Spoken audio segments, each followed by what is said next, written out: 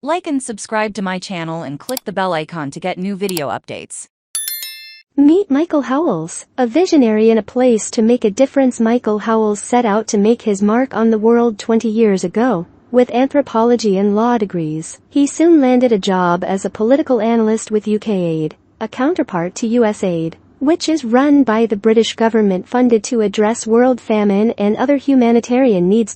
He then spent most of the next 15 years in the UK's Foreign, Commonwealth and Development Office, specializing in policy analysis, and the Middle East. His final government assignment was as British Consul General based in Los Angeles, which ended in December 2020. Howells' next step was education, specifically Pearson education, where he holds the title of President of Workforce Skills. Pearson's vision for skills development is, with consumers at the heart of everything we do, we helping more people than ever to achieve the lives they love. Introduce yourself. It seems that Pearson, traditionally a juggernaut in the field of formal education, claims an intriguing shift in focus. Michael B. Arthur, I keep coming across people promoting talent management systems, and I ask, what's in it for the career owner? However, they seem to want to start with the career owner. Michael Howells, right. Because the success of employers depends on the success of their employees. Howells, two factors underlie the skills gap and the ongoing challenge to solve it. We can all see very clearly through productivity issues, motivation issues and engagement issues,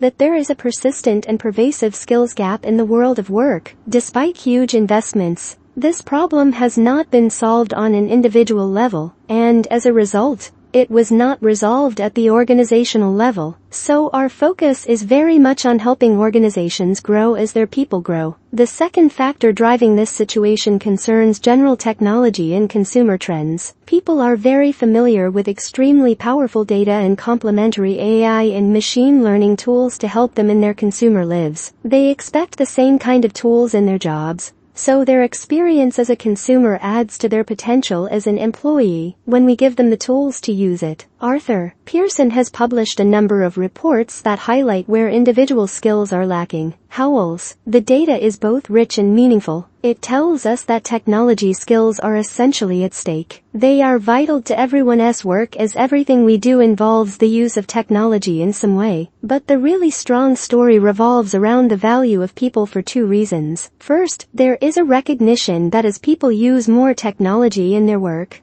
and especially as we move to hybrid ways of working, we need human skills to do our jobs more effectively. Almost everything we do happens through a technological medium, like having a conversation over Zoom. The human skills to make this kind of work effective in a digital environment are even more important than communication skills in a physical environment. Collaboration skills for a geographically dispersed team are even more important than collaboration skills for a team located in the same office building. Although human skills are more important in technology-enabled work, adequate investment in these skills is lacking. Many business leaders say, I need to bring my people back into the office because I see the downside of working hybrid. Howells, CEOs want their employees to be productive, and employees want an employee experience that is more flexible, more personalized, and more nuanced. These are tensions that every company in the world is trying to manage, but the underlying problem concerns the very powerful human skills, particularly related to communication, collaboration, and problem solving,